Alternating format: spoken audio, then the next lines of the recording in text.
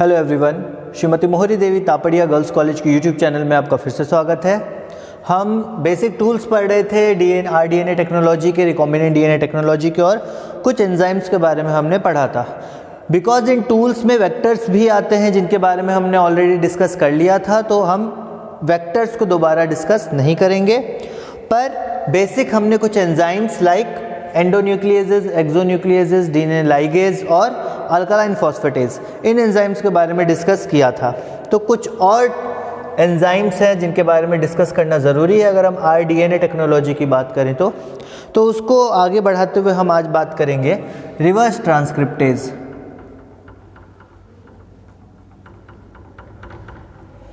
Reverse transcriptase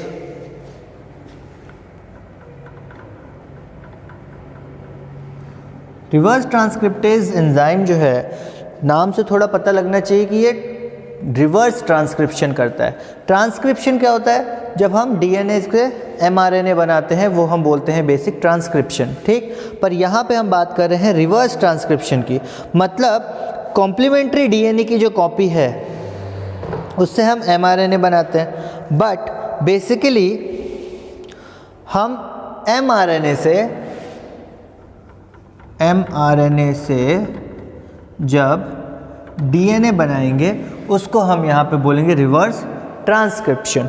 basically reverse transcription retrovirus से associated है, ठीक है।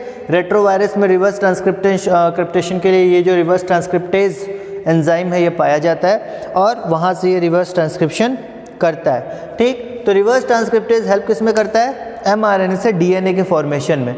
अब एमआरएनए से जो डीएनए हम कॉम्प्लीमेंट्री डीएनए बनाते हैं वो कभी कभार हम आर्टिफिशियली भी इसलिए बनाना चाहते हैं क्योंकि हमें जो अपना डीएनए सीक्वेंस चाहिए वो पूरी तरह से प्रोसेस्ड चाहिए। मतलब एमआरएनए जब बनता है उसकी प्रोसेसिंग होती है तो उसमें दो पार्ट्स होते हैं, इंट्रॉन्स एक्सॉन्स, ठीक है। एक कोडिंग पार्ट होता है, एक नॉन कोडिंग पार्ट होता है। तो जो नॉन कोडिंग पार्ट है उसको स्प्लाइस करके काट के हटा दिया जाता है और सिर्फ कोडिंग पार्ट बचता है एमआरएनए में। तो सिर्फ कोडिंग पार्ट को हम वापस से डीएनए में कन्वर्ट कर देते हैं और हमारे पास जो डीएनए रहता है वो पूरी तरह से फुल्ली फंक्शनल डीएनए रहता है जो जिसका पूरा सीक्वेंस कोड कर सकता है, ठीक है। तो ये काम क्या कहते हैं, एमआरएनए और रिवर्स ट्रांसक्रिप्टेज की मदद से हम इजीली कर सकते हैं। नेक्स्ट अगर अपन बात करें यहाँ पे तो टॉपिक आता है DNA polymerase. DNA polymerase enzyme. अब डीएनए पॉलीमरेज एंजाइम जो है वो क्या काम होता है इसका? डीएनए टेम्पलेट पे नए डीएनए की सिंथेसिस करना, नए न्यूक्लियोटाइड्स की सिंथेसिस करना या पॉलीमराइज करना, ठीक है, पॉलीमर्स बनाना। तो ये काम होता है डीएनए पॉलीमरेज एंजाइम का कि नए डीएनए के मतलब जो स्ट्रैंड है उस पर नए डीएनए ऐड करना, नए न्यूक्लियोटाइड्स ऐड करना, ठीक। उसके अलावा एक्सोन्यूक्लियोटिक जो डिग्रेडेशन है वो स्टार्ट करते हैं, मतलब 5 प्राइम एंड से या 3 प्राइम एंड से क्लीव करना, ठीक है। वो भी डीएनए पॉलीमरेज स्टार्ट कर सकते हैं जहाँ से जो ट्रांसक्रिप्शन का प्रोसेस है वो स्टार्ट हो सके। उसके अलावा अगर अपन देखें तो यहाँ पे जो डीएनए पॉलीमरेज है उसमें हम बेसिकली 3 टाइप के डीएनए पॉलीमरेज की चर्चा करते हैं। डीएनए पॉलीमरेज 1, 2 एंड 3 टाइप्स की अगर अपन बात करें तो यहाँ पे डीएनए पॉलीमरेज 1, डीएनए पॉलीमरेज 2 और डीएनए पॉलीमरेज 3, ये 3 एंजाइम्स हैं जिसके बारे में स्टडी करना है आपको डीएनए पॉलीमरेज के अंडर, ठीक। डीएनए पॉलीमरेज की 1 की अगर बात करें तो इसको अपन कॉर्नबर्ग एंजाइम्स भी बोलते हैं साइंटिस्ट के नाम पे, Kornberg enzyme. DNA Paul 1 Kornberg enzyme भी इसको कहा जाता है। बेसिकली इसको अब ज़्यादा ज़्यादा इम्पॉर्टेंट कंसिडर नहीं किया जाता और यूज़ में ज़्यादा नहीं लिया जाता है डीएनए पॉलीमरेज 1 को, ठीक। अब ये जो डीएनए है पॉलीमरेज 1 ये 1,09,000 डाल्टन्स का है, 1,09,000 डाल्टन्स का ये एंजाइम मिलेगा आपको, ठीक है। उसके बाद इसके हर पेप्टाइड चेन पे एक जिंक का एटम प्रेजेंट होगा। Every peptide chain have a zinc atom, एक जिंक का एटम जो है अटैच मिलेगा हर पेप्टाइड चेन पे। सिंगल पॉलीपेप्टाइड चेन से ये बना रहता है। डीएनए पॉलीमरेज 1 जो है सिंगल पॉलीपेप्टाइड चेन का बना रहता है, जहाँ पे एक जिंक जो है प्रेजेंट रहता है। ठीक, उसके आगे अगर अपन देखें तो डीएनए रिपेयरिंग में भी हेल्प करता है। ये डीएनए रिपेयर में भी हेल्प करता है। तो ये सारे फंक्शन रहते हैं डीएनए पॉलीमरेज 1 के। डीएनए पॉलीमरेज 1 में 3 prime 5 prime to 3 prime polymerisation होती है और 3 prime to 5 prime and 5 prime to 3 prime exonuclease activity होती है। 5 प्राइम टू 3 प्राइम पॉलीमराइजेशन बोलने का मतलब डीएनए के न्यूक्लियोटाइड सीक्वेंस जो ऐड करना होता है वो सिर्फ 5 प्राइम टू 3 प्राइम डायरेक्शन में होता है। ठीक, फिर बात आई 3 prime to 5 prime exonuclease activity, मतलब 3 प्राइम टू 5 प्राइम ये जो है इनकरेक्ट अगर कोई बेस पेयरिंग होगी, 3 प्राइम टू 5 प्राइम किसी भी प्रकार की इनकरेक्ट बेस पेयरिंग होगी, ये उसको हटा देगा। ठीक है, कट आउट करके हटा देगा। और फिर 5 prime to 3 prime exonuclease activity बोलने का मतलब कि जो 5 प्राइम पे आरएनए प्राइमर्स होते हैं जो कि पॉलीमराइजेशन स्टार्ट करते हैं, तो आरएनए प्राइमर्स को ये हटा के खुद वहाँ पे बाइंड कर जाता है। तो 5 प्राइम टू 3 प्राइम भी एक्सोन्यूक्लियस एक्टिविटी ये परफॉर्म करता है। ठीक, उसके बाद बात आती है डीएनए पॉलीमरेज 2 की। डीएनए पॉलीमरेज 2 जो है ये भी सिंगल पॉलीपेप्टाइड चेन का है, सिंगल पॉलीपेप्टाइड चेन का ये भी है, सिंगल पॉलीपेप्टाइड चेन का डीएनए पॉलीमरेज 2 भी है। ठीक, उसके आगे अगर अपन देखें तो मॉलिक्यूलर वेट इसका 90,000 डाल्टन है। मॉलिक्यूलर वेट की बात करें तो 90,000 डाल्टन इसका मॉलिक्यूलर वेट है। देन आगे फर्दर बात करें तो 40 मॉलिक्यूल डीएनए पॉलीमरेज 2 के ई कोलाई में प्रेजेंट होते हैं। ठीक है, 40 मॉलिक्यूल टोटल, कितने 40 मॉलिक्यूल डीएनए पॉलीमरेज 2 के ई कोलाई के हर सेल में प्रेजेंट होते हैं। कितने 40 molecules of DNA polymerase 2 are present in every cell of E. coli. उसके आगे अगर अपन बात करें इसके फंक्शन की तो ये 5 prime to 3 prime polymerisation activity तो दिखाता ही है। क्या दिखाता है? 5 प्राइम से 3 प्राइम पॉलीमराइजेशन, ठीक है, और उसके बाद 3 prime to 5 prime exonuclease activity ये, और इसके बाद 3 prime to 5 prime exonuclease activity दिखाता है। मतलब 3 प्राइम टू 5 प्राइम ये जो है अगर कोई डीएनए बेस पेयरिंग में मिसमैच हो जाता है या कोई रिपेयर की ज़रूरत है तो वहाँ पे एक्सरसाइज करने का, कट करने का भी काम कर देता है। ठीक, थर्ड आता है डीएनए पॉलीमरेज 3। डीएनए पॉलीमरेज 3 की अगर अपन बात करें तो डीएनए पॉलीमरेज 3 जो है वो 1,40,000 डाल्टन का उसका एक पॉलीपेप्टाइड चेन होता है। बेसिकली 2 पॉलीपेप्टाइड चेन से ये बनता है, 2 पॉलीपेप्टाइड चेन, 2 पॉलीपेप्टाइड चेन से बनता है। दोनों के वेट अलग अलग होते हैं। एक होता है जो एक पॉलीपेप्टाइड चेन जो हैवी होता है 1,40,000 डाल्टन का, और दूसरा सिर्फ 40,000 डाल्टन का। One is 1,40,000 Dalton, other is 40,000 Dalton. एक 1,40,000 डाल्टन का है, दूसरा सिर्फ 40,000 डाल्टन्स का होता है पॉलीपेप्टाइड चेन। ठीक, उसके आगे अगर अपन बात करें कौन कौन सी एक्टिविटी शो करता है तो 5 प्राइम टू 3 प्राइम पॉलीमराइजेशन ये भी शो करता है, और 3 prime to 5 prime exonuclease activity ये भी शो करता है, सेम एज डीएनए पॉलीमरेज 2। जैसे डीएनए पॉलीमरेज 2 में 5 प्राइम टू 3 प्राइम पॉलीमराइजेशन होता है, मतलब जब भी ये डीएनए ऐड करेगा, पॉलीमराइज करेगा तो हमेशा 5 प्राइम से 3 प्राइम करेगा, और जब ये क्लीव करेगा, कट करेगा, कोई भी रिपेयर करेगा तो वो 3 प्राइम टू 5 प्राइम होगा, एक्सोन्यूक्लियस एक्टिविटी। ओके, फिर बात आती है टर्मिनल ट्रांसफरेज की। टर्मिनल ट्रांसफरेज से पहले हम एक चीज़ पढ़ते हैं, लिंकर्स और एडाप्टर्स। ठीक, लिंकर्स एंड एडाप्टर्स।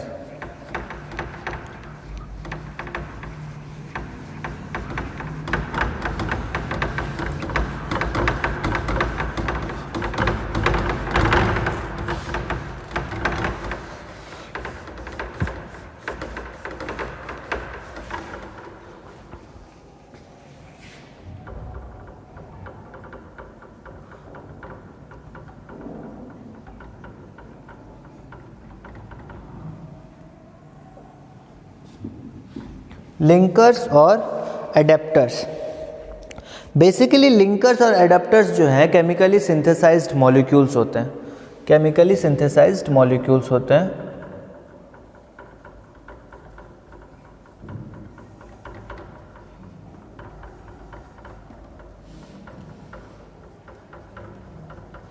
क्या होते हैं लिंकर्स और एडाप्टर्स?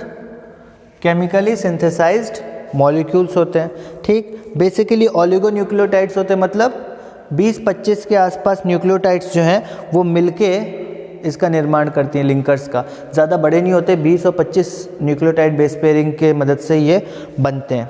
ठीक, अब इनका बेसिक काम क्या होता है लिंकर्स का, कि जो डीएनए साइट्स है, डीएनए है आपका, वहाँ पे जाके ये बाइंड हो गए।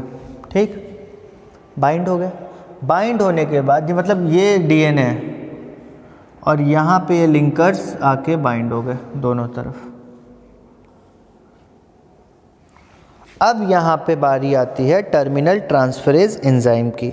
ठीक है, यहाँ पे बारी किसकी आती है? टर्मिनल ट्रांसफरेज एंजाइम की, जो कि लिंकर्स और एडाप्टर्स में स्टिकी एंड बनाने में हेल्प करता है। अब देखो, जब तक ये एंड जो है ना ये पूरी तरह से प्लेन है तब तक ये ब्लंट एंड है, पर इसको स्टिकी एंड में कन्वर्ट करना है, मतलब ये बन गया स्टिकी एंड। ठीक है, ये था अभी तक ब्लंट, अब बन गया ये स्टिकी एंड। सेम इधर हुआ, तो ये जो एंड हुए ये क्या हुए? अब स्टिकी एंड हो गए। कैसे हो गए? STICKY एंड, मतलब अब ये जो एंड है ये जब फोल्ड होंगे तो एक दूसरे से चिपक जाके लॉक हो जाएंगे। ठीक, तो इस कारण से ही बनाया गया है इनको कि ये लॉक हो सके। ये यहाँ पे जो बनाया गया है तो वो एंड्स जो होते हैं ना वो इसी तरह से यहाँ पे होते हैं कि ये कुछ इस तरह का रहा और ये जो है वो यहाँ पे आके लॉक हो गया। तो ये इस तरह से लॉक हो जाते हैं एक दूसरे में। ठीक है,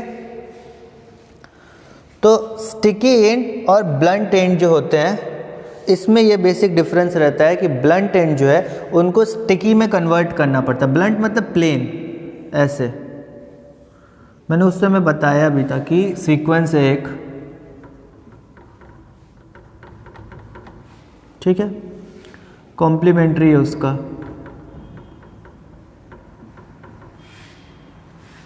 ये जो पूरा हो गया ये हो गया ब्लंट एंड। ठीक, पूरा यहाँ से यहाँ तक, पर यहाँ से अब मैं ये हटा दूँ तो ये कितना बचा? इतना ही बचा ना, ये हो गया स्टिकी एंड, समझ लो ऐसा। तो ये ऐसा पोर्शन जब दोनों साइड से मिलता है तो वो बाइंड करने में, जो डीएनए है फोल्ड करने में जब वो कॉइल्ड होता है तब उसको आसानी हो जाती है। तो ये है लिंकर्स और एडाप्टर्स। स्पेसिफिक लिंकर्स और एडाप्टर्स के सीक्वेंस होते हैं जहाँ पे रिस्ट्रिक्शन एंजाइम एक्ट करता है। तो यहाँ पे अलग अलग टाइप के रिस्ट्रिक्शन एंजाइम के लिए रिस्ट्रिक्शन साइट्स होती है, कटिंग साइट्स होती है। ठीक है, ये अपने आप ये जो बनाया जाता है तो उसमें कटिंग साइट्स ऑलरेडी अवेलेबल रहती है ताकि रिस्ट्रिक्शन एंजाइम आए और उसको यहाँ पे क्लीव कर सके। तो ये था आपका linkers and adaptors. Terminal transferase में बताया गया, टर्मिनल ट्रांसफरेज यहाँ पे ये कट करने के काम आता है, होमोपॉलीमर बनाने के, होमोपॉलीमर चेन बनाने के काम आता है। मतलब होमोपॉलीमर टेल बनाने का काम का मतलब हो गया कि जहाँ पे ब्लंट एंड्स होते हैं, ठीक है, उनको स्टिकी एंड्स में कन्वर्ट करना, वो हो गया आपका होमोपॉलीमर टेलिंग। तो ब्लंट एंड्स को स्टिकी एंड्स में कन्वर्ट कर देता है आपका टर्मिनल ट्रांसफरेज, और ये करता किस में है? लिंकर्स और एडाप्टर्स में। ठीक है, और ये लॉक करने के लिए या फिर कोहेसिव एंड्स बन जाते हैं, चिपकने वाले एंड्स बन जाते हैं। तो जब भी जो डीएनए मॉलिक्यूल है वो फोल्ड जब होने वाला होता है पैकेजिंग के दौरान, तब ये फोल्ड होता है और ये एक दूसरे में लॉक हो जाते हैं, चिपक जाते हैं। ठीक, ये थे आपके टूल्स आरडीएनए टेक्नोलॉजी के। तो ये वीडियो अप्रॉक्स ओवर हो चुका है, और जो कुछ बेसिक प्रॉपर्टीज़ थी, जैसे कि कुछ यूजेज और मिसयूजेज हम आरडीएनए टेक्नोलॉजी के बारे में पढ़ रहे थे। तो आरडीएनए टेक्नोलॉजी के यूजेज बहुत सारे हैं। कई प्रकार की नई वैक्सीनेशन जो आती है, कई प्रकार के नई वैक्सीन बनाई जाती है, उसमें आरडीएनए टेक्नोलॉजी का काफ़ी महत्व होता है। कोई टेस्टिंग होती है, या फिर कोई नया जीन बनाना है, कोई नया प्रोटीन बनाना है। मतलब मान लो कि अगर किसी प्रोटीन की मात्रा हमें बहुत अधिक चाहिए, तो जब हम उसको आर्टिफिशियली बनाते हैं, हमें पता है उस प्रोटीन का सीक्वेंस क्या है, कौन सा कोडोन मिलके वो प्रोटीन बनता है। तो उन कोडोन के सीक्वेंस को हम जेनेटिकली बनाएंगे, मॉडिफाई करेंगे, हम एक वेक्टर डालेंगे। हमें पता है कि ATTGGC एक ऐसा सीक्वेंस है, ये जब हम बहुत सारा बनाएंगे तो हमको एक पर्टिकुलर प्रोटीन मिल जाएगा। तो हम बार बार इसी सीक्वेंस को बना सकते हैं, बहुत ज़्यादा मात्रा में बना सकते हैं, और ये सारी चीज़ें जेनेटिक इंजीनियरिंग के कारण ही पॉसिबल हो पाई है। बात आती है कि इसके डिमेरिट्स, कुछ डिमेरिट्स भी देखने को मिल सकते हैं, हो सकता है कि डिमेरिट्स हो।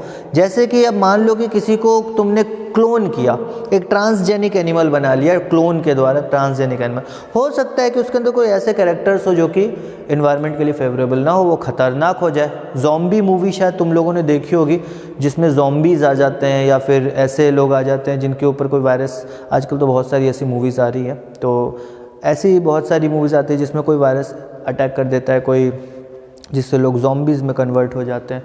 तो ये सारी चीज़ें जो मूवी में दिखाई जाती है कि बायोटेक में या फिर उस टेक्नोलॉजी में कोई डिफ़ॉल्ट के कारण कोई ऐसा ऑर्गेनिज़म उत्पन्न हो गया जो कि ह्यूमन रेस के लिए खतरा बने या इन्वायरमेंट के लिए खतरा बने। तो यहाँ पे भी एक प्रकार की संभावना होती है कि ऐसा हो सकता है। मतलब ये कंफर्म नहीं है कि ऐसा होगा, but it is quite possible. Okay, so ये था आज का टोटल अपना basic tools in rDNA technology. So हम आगे वीडियो में, नेक्स्ट वीडियो में आगे डिस्कस करेंगे। ओके, सो वीडियो पसंद आई हो लाइक कीजिए, शेयर कीजिए, सब्सक्राइब कीजिए। Thank you very much.